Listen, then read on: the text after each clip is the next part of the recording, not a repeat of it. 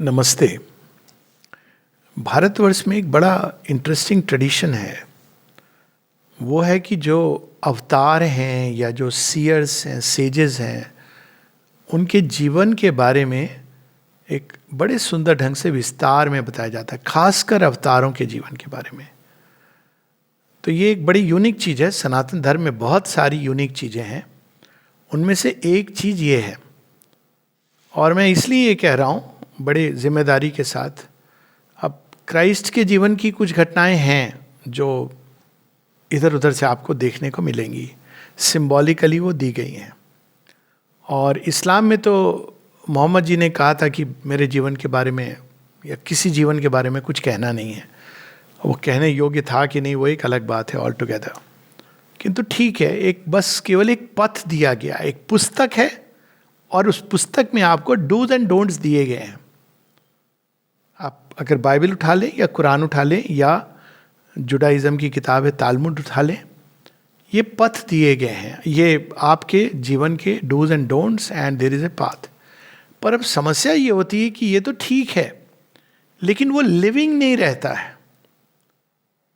Living क्यों नहीं रहता है कि अगर मैं ये कहूँ ऐसा करना है वैसा करना है, या कोई भी आके कह दे तो आप उसको, हम नोट तो कर देते हैं, लेकिन योग रियल टाइम में होता है। जब ये कह दिया जाता है कि आप माउंट एवरेस्ट चढ़ेंगे, वो जीपीएस मैप होता है ना, तो उसमें गूगल मैप कि आपको यहाँ से वहाँ जाने का मिल जाता है ना, शॉर्टेस्ट रोड या वट एवर बेस्ट रोड और डिफरेंट रोड्स। उसमें क्या नहीं मिलता है कि मार्ग में बड़ी सारी अप्रत्याशित चीज़ें होती हैं। Yoga takes place in real time और वो चैलेंजेस आवश्यक होते हैं। आप कोई लिख दिया गया, आप मैप देखोगे तो यहाँ से आपको कंचनजंगा जाना है, ऐसे जाना, रास्ता तो लिख दिया। Blizzards, avalanche, snowstorms, falling inside the ditch, snow leopards, Sherpa coming to help you, having a vision of yeti, God knows, hypoxia. अब ये जो है उसमें अब yoga is in real time. तो जब हम लेकिन किसी को देखते हैं कि वो इस पथ से गया है और उसका जीवन उसने कैसे इन चैलेंजेस को लिया, ये मेरी एक हमेशा समस्या रही है संतों की जीवनी के बारे में, कि हम लोग बड़ी सुंदर सुंदर चीज़ें बाहर की एक लिख करके दे देते हैं और ऐसा लगता है कि इनके जीवन में तो कोई प्रॉब्लम थी ही नहीं। इनके घर में क्या इनका झगड़ा होता था, क्या इनको भी समस्या होती थी अपने माता पिता, हस्बैंड वाइफ, बच्चों के साथ। They all lived like that. No, many saints were married and had children, we have no clue about their life most of the time. और यदि वो शादीशुदा नहीं थे, अब जीसस क्राइस्ट हैं, उनको कैसा लगता, महसूस कैसा होता था, मेरी मैगडलेन उनके साथ थी। तो ये सारी बहुत सारी जो चीज़ें हैं जो हमेशा जब हम योग पे चलते हैं तो एक भाव आ जाता है कि इनके लिए तो ये आसान था।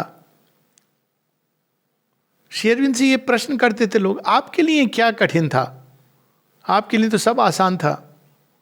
तो श्री अरविंद कहते हैं यदि ऐसा है तो मेरे जीवन का महत्व ही नहीं है कोई। यदि मैं शुरू से ही भगवान और सब मेरे लिए आसान था तो मैं किसी को क्या उदाहरण प्रस्तुत कर सकता हूं।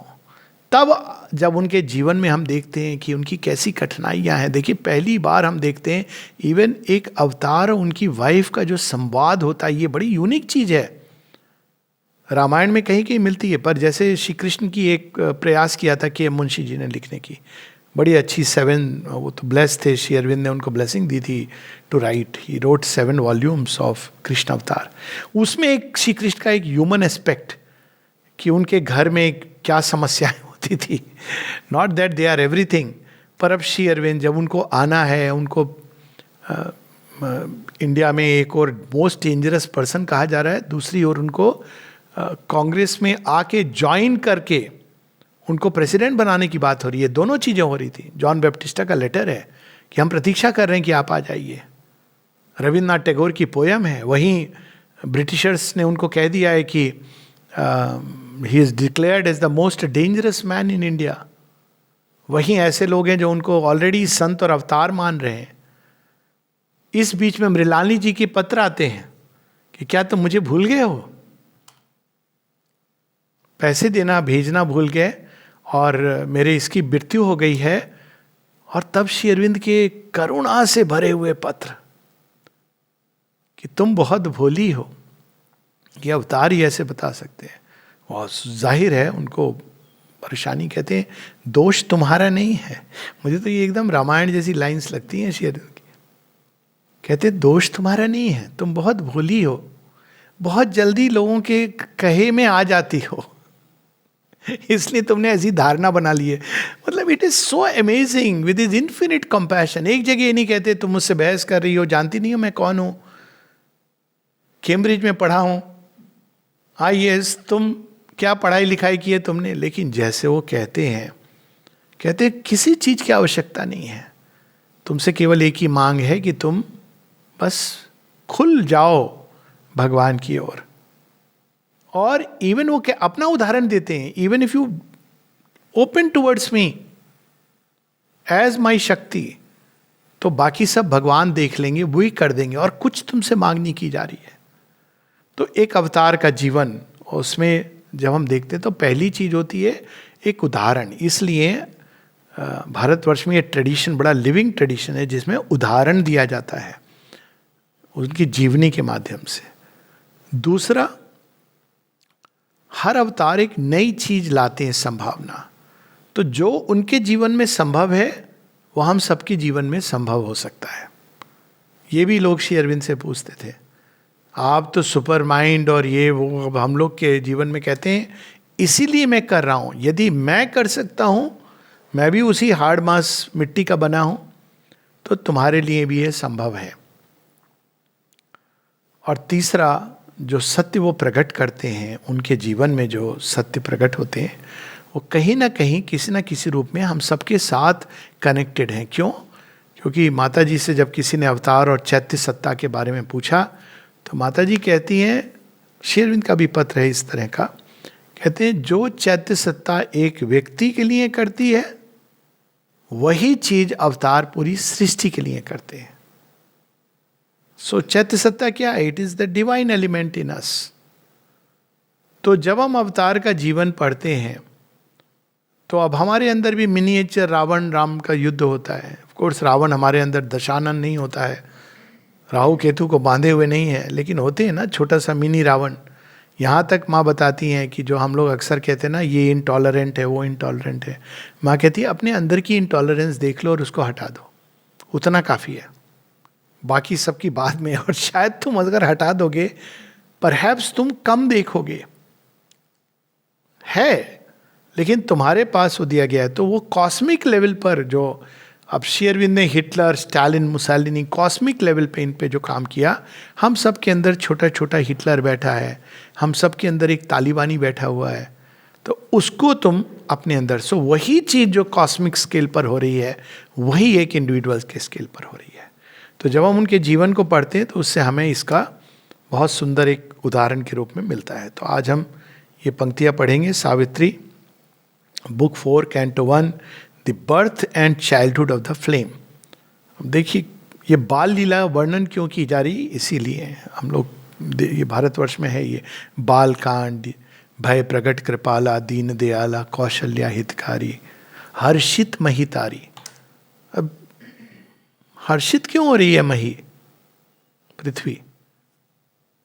उसको क्या पता चला है? क्योंकि मैटर को ये पता चल गया है, अब इनके ही स्पर्श से अहिल्या वापस अपने देव रूप में लौट सकती है। हर्षित महितारी, मुनि मनधारी। अब उसमें जगह जगह पर आता है, श्री कृष्ण की लीला में भी यह वर्णन आता है कि जब वो आते हैं तो यमुना स्पर्श करना चाह रही है और वो डूबते जा रहे हैं। बड़ी सुंदर कहानी है कि वो प्रिजन खुल जाता है, सब बेसुध हो जाते हैं, और जब जा रहे हैं तो यमुना बढ़ती चली जाती है। तो बेचारे वसुदेव को प्रॉब्लम हो रही है कि अब तो डूब जाएंगे, तो श्री कृष्ण के पांव को जब स्पर्श करती है तो धीरे धीरे धीरे शांत हो जाती है। अब ये क्या कहानी है? प्रकृति के अंदर एक आंदोलन आता है जब चैत्य सत्ता का मोमेंट होता है। माता जी ये बताती हैं हर किस जो मार्ग्ड है योग के लिए उनके जीवन में कभी ना कभी ये अवसर आता है, और पूरी प्रकृति वो उस मोमेंट को लेना चाहती है, और ऐसा लगता है कि आप डूबने वाले हो, लेकिन फिर चैत्य का जो स्पर्श मिलता है वो धीरे धीरे धीरे टपेट्स। ऑफ कोर्स कॉस्मिक लेवल पर भी ये है। अपहीवल्स के समय में श्री अरविंद के जीवन को अगर हम देखें, कितने अपहीवल्स माँ श्री अरविंद के जीवन, एकदम 1950 या 60 के बाद में एकदम संसार बदल गया है। We can see that very clearly. अगर उसके पहले का कई चीज़ों में कई वो, लेकिन एक अलग विषय है। तो यहाँ पर वर्णन है श्री माँ के जन्म का, और ये वास्तव में हम सब के एक मिनिएचर रूप में अप्लाई करता है। In this high signal moment of the gods, अब उनकी पत्री कौन बना रहे हैं? Gods. There is a time when this birth must take place. So chart जो बनती है, नीटल चार्ट, बड़ी इंटरेस्टिंग होती है। Answering earth's yearning and her cry for bliss, a greatness from our other countries came. ये माता जी के जन्म का वर्णन है कि दूसरे लोक से वो यहाँ पे जन्म लेती हैं, देह धारण करती हैं। अब जो वर्ड्स यूज किए हैं, a silence in the noise of earthly things. Actually चैत्य सत्ता का ये एक बड़ा सुंदर, अब ये सेम चीज, अब डिवाइन आते हैं तो एक अचानक एक स्तब्धता, और चैत्य सत्ता के कांटेक्ट का ये बहुत कंक्रीट लक्षण होता है। सडनली आप एक अपरिचित कहो या चिर परिचित शांति से भर जाते हो। एक ऐसी शांति जो सारा जो नॉइज हो रहा है आसपास, अचानक वो समाप्त हो जाती है कुछ क्षणों के लिए, अनफॉर्चुनेटली। पर डिवाइन तो उस शांति को परमानेंटली, नीरवता परमानेंटली स्थापित करने आते हैं। होता है ना, फिर इसीलिए नॉइज जब होती है तो कभी कभी मन करता है ना, अरे कुछ देर के लिए थोड़ा शांति ढूंढे, चलो पौंडीचेरी चलें, अच्छा है, एक दिन को भी आ जाओ। वो शांति नरिश करती है। इसलिए वो चैत्य सत्ता का जो नॉइज जिसमें हम जीते हैं, जिस वातावरण में महसूस किया जा सकता है, तो उसमें silence immutably revealed the secret word, a mightier influx filled the oblivious clay.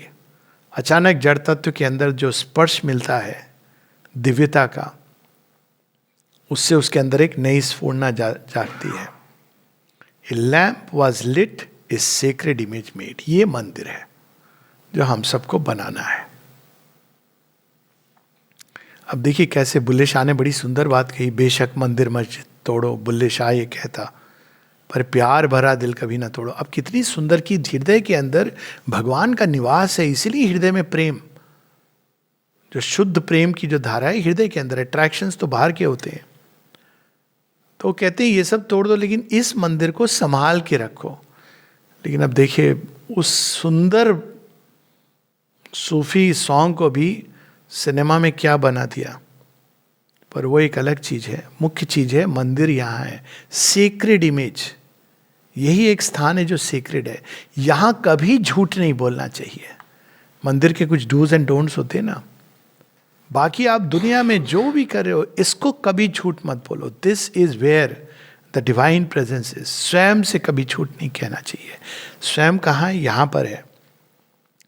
A lamp was lit, ये अंदर में ज्योति है। यहाँ ज्योति है अभिप्सा की, और उसके अंदर एक मूर्त है भगवान की। असल मूर्त यही है। ये असली गुरुद्वारा है। इसको ढूंढोगे तो ये सब छूट जाएगा कि कौन प्रबंधक है, कौन तख्त का जत्थेदार है, कौन अपहोल्डर है। This is no meaning. जो आजकल हम देखते ना हो रहा है, एंड रियली वर्ड्स में सिग्निफिकेंस है। खालसा, खालिश, प्योर। कौन है प्योर? जिसने चैत्य से अपना संपर्क कर लिया है, वही purity. Purity is not morally, ethically, ये तो ह्यूमन बींग्स ने उसका इमिटेशन किया है। जो जरूरी है ह्यूमन लेवल पर ये जरूरी है, लेकिन ट्रू प्योरिटी कहाँ होती है? सोल के मूवमेंट में होती है, क्योंकि वो डिवाइनली इंस्पायर्ड है. A mediating ray had touched the earth, bridging the gulf between man's mind and God's. जब माँ से किसी ने पूछा साइकिक बीइंग के बारे में तो बहुत कुछ बताया उन्होंने. एक जगह उन्होंने इमेज दी है, the body is like the lamp and the divine is like the generator. The psychic is the wire that connects the generator to the lamp. अब देखिए हो गया ना, lamp is lit, mediating ray, man's mind and god's. So that is the psychic being. Its brightness linked our transience to the unknown.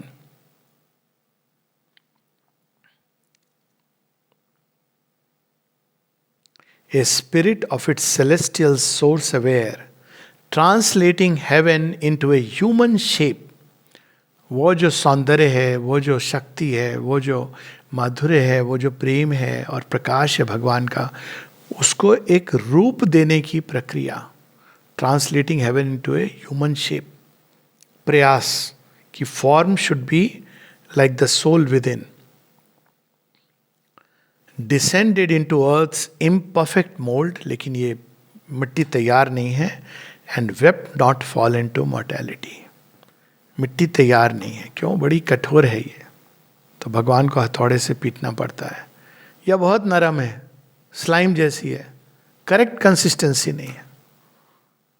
या तो बड़ी कठोर होती है, या वो इतनी नरम होती है कि वो टिक नहीं पाती. कहते हैं ना, आटा गूंथते हैं तो सही मात्रा में पानी और आटे का मिश्रण होना चाहिए, ये बताया जा रहा है.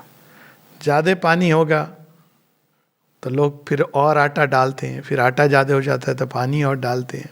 सही प्रोपोर्शन में मैटर और स्पिरिट का जो समन्वय है तभी होता है. तो यहाँ पर earth imperfect mould and wept not fallen to mortality. चैत्य कभी ये नहीं सोचता है. ये जो लोगों ने कहा ना कि हम हंसे जग रोया, ये सब चैत्य ऐसे कभी नहीं. ये चैत्य का भाव क्या होता है? चलो फिर से एक बार प्रयास करेंगे. प्रणब दास से किसी ने पूछा था ना कि इस बार सक्सेस अगर नहीं हुई तो कहते I will come back again. Dyuman भाई से किसी ने पूछा था, कहते I will come back, I want to come back quickly and do the work. उनको पता है कि ये काम होना ही है. उसमें क्या है? मृत्यु तो एक पड़ाव, एक पैसेज है, कुछ देर का विश्राम है.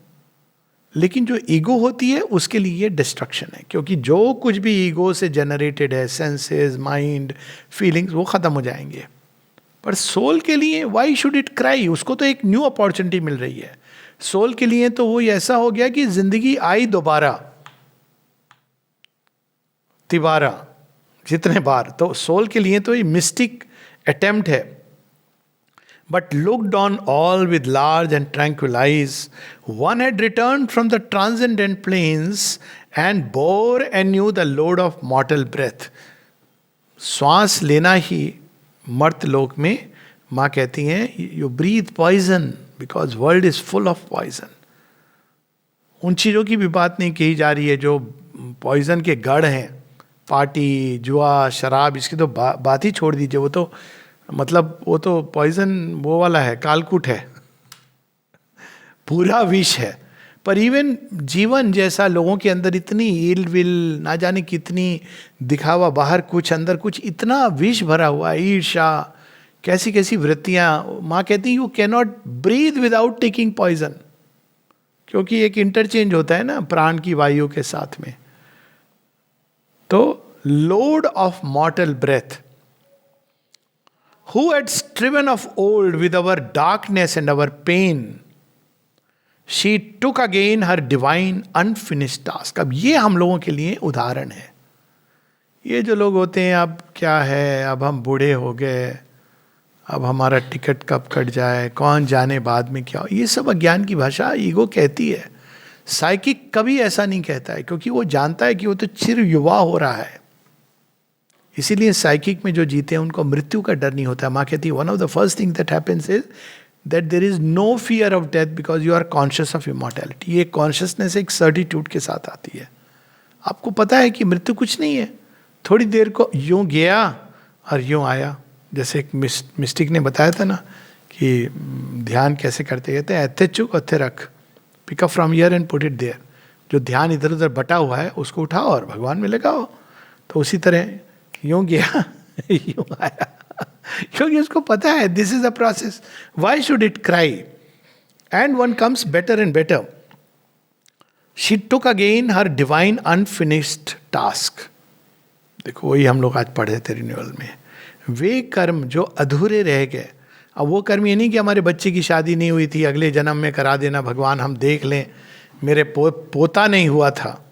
कैसी कैसे लोगों की एम्बिशन होती. पूछते मुझसे कि आपका कोई ग्रैंड चाइल्ड हुआ, तो मैं कहता हूँ नहीं, मेरे बच्चे ने बेटे ने डिसाइड किया है कि वो कोई बच्चा नहीं करेंगे. अच्छा, मैंने कहा अरे थैंक गॉड, अभी तो हम बड़ी मुश्किल से निकले हैं, अब उसका भी बच्चा हो जाए तो हम तो बुरी तरह उलझ जाएंगे. एक तो भगवान भला हो उसका कि उसके विचार सीरियसली. और फिर मैं उसको थोड़ा मिस्टिक ट्विस्ट दे देता हूँ कि भाई देखिए, आपने कोई अधूरा काम रह गया है तो संतानें पूरा करती हैं, हमारा तो कोई कर्जा नहीं है किसी पर तो हमको तो कोई ग्रैंड चाइल्ड और ग्रेट ग्रैंड चाइल्ड नहीं चाहिए. डन द जॉब रख दीजिए चदरिया. अब जब नहीं है कोई तो आप अपना काम करोगे ना. ये अधूरा कर्जा वो बेचारे क्यों उतारेंगे. तो ये हाँ, या you can say that. Should this be considered as, it is the old consciousness which is we lived in the ego. जो हमारी पुरानी चेतना है वो ईगो का ही राज्य. तो उसको ये लगता है कि वो बच्चे होंगे तो बच्चे ये करेंगे जो हम नहीं कर पाए. पेरेंट्स बच्चों में अपने अनफुलफिल्ड एम्बिशन डालते हैं. ये दैत्य कुल के पेरेंट्स होते हैं. और जो देव कुल के पेरेंट्स होते हैं वो ये नहीं करते हैं. देव कुल के पेरेंट्स अपने बच्चों में गुण का वर्धन करने का, विकास करने का प्रयास करते हैं. ये दोनों में डिफरेंस है. रावण की मम्मी चाहती थी कि रावण दैत्य राज बने, जो उसके हस्बैंड करते करते नहीं कर पाए बेचारे अपने जीवन में. और राम की माँ तो ये चाहती थी कि बस तू बड़ा होके यश हो तेरा, गुण हो तेरे अंदर. तो यही डिफरेंस है. तो यहाँ पर जो जिस अटेम्प्ट की बात यहाँ पर हो रही है, अनफिनिश्ड टास्क. अनफिनिश्ड टास्क क्या है? Survivor of death and the aeonic years, once more with her fathomless heart she fronted time. अब माता जी का उदाहरण है, fathomless heart, she fronted time. Again there was renewed, again revealed, the ancient closeness by earth vision veiled, the secret contact broken off in time. अब चौथी line जो है वो मास्टर पंच है.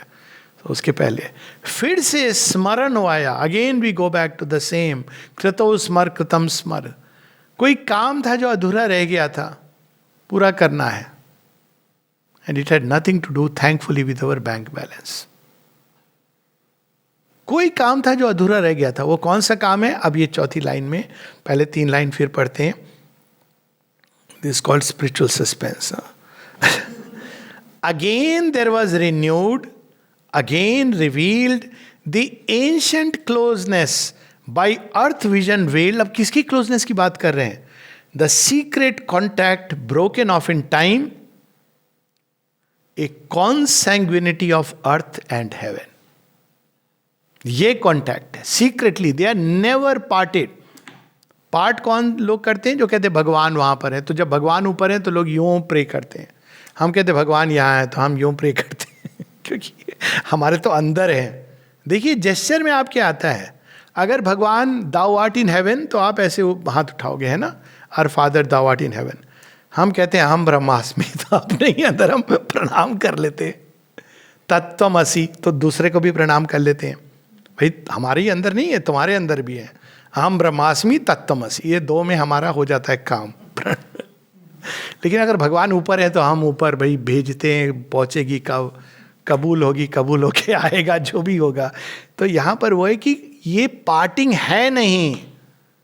ये अर्थ विजन में ये नहीं पकड़ में आता है. मेटीरियल विजन इसको नहीं समझ पाता है. और वो कॉन्टैक्ट है, लेकिन टाइम में ऐसा लगता है कि वो ब्रोकन है. Always the entire flow of time is one. The ancient, again there was renewed, again revealed, the secret contact broken off in time. कौन सा कॉन्टैक्ट? जो यही प्रयास चल रहा था हर लाइफ में, लेकिन हम भटक जाते हैं. कौन भटकाता है? सबसे पहले हमारे माता पिता. तुझे ये बनना है, देख तेरे पापा तो नहीं बना पाए घर, तू बनाएगा. फिर कौन भटकाता है? शिक्षक. 99.9% आने हैं. फिर कौन भटकाता है? समाज. आप कहें कि भाई हमने आत्मा पाली, लोग कहेंगे इससे क्या हमारा, you will be not valued at all.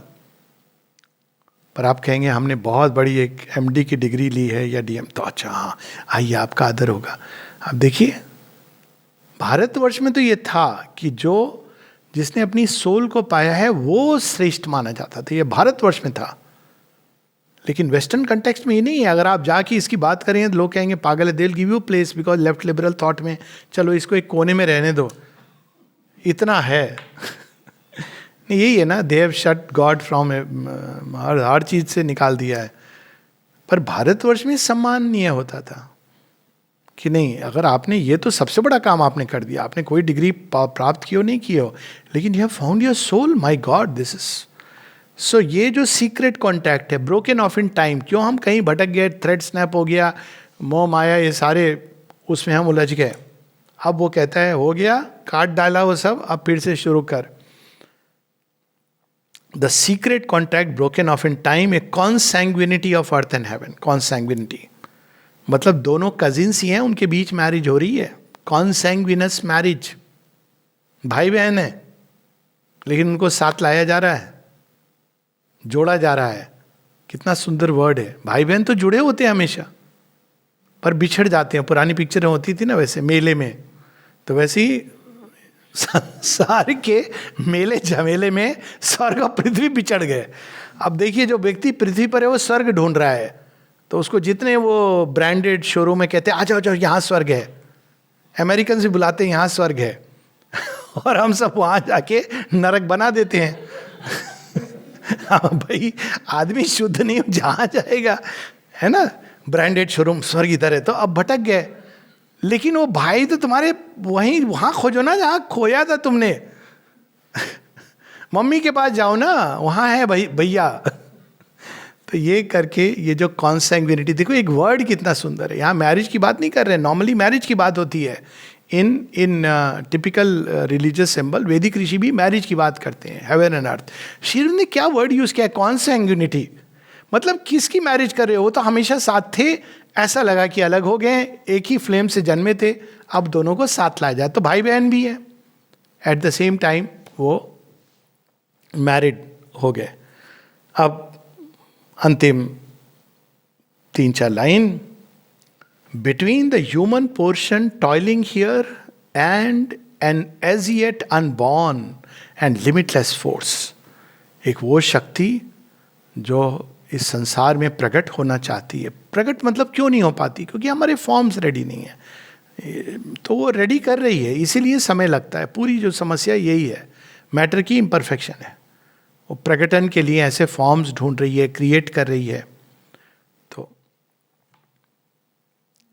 The dairying, क्या लाइन्स हैं ये. Again the mystic deep attempt began, the daring wager of the cosmic game. Wager, wage से आता है ये शब्द, तनख्वाह. हमारी क्या वेजेस हैं? ये वेज, ये कोई वेज होती है? डेयरिंग वेजर, वो जो तुम डेयर करते हो इम्पॉसिबल को, तब जो मिलता है वो क्या मिलता है? स्वर्ग और पृथ्वी का मिलन. The daring Vaser. इसीलिए अभी भी एक्सट्रीम गेम्स जो होते हैं वो अल्टीमेट अट्रैक्शन, लोग कर नहीं पाते हैं तो वो देखते हैं. बंजी जंपिंग देख के उनको थोड़ा मजा आता है, क्योंकि वो डेयरिंग वेजर है. तो daring wager of the cosmic game, again the mystic deep attempt began, the daring wager of the cosmic game. Namaste.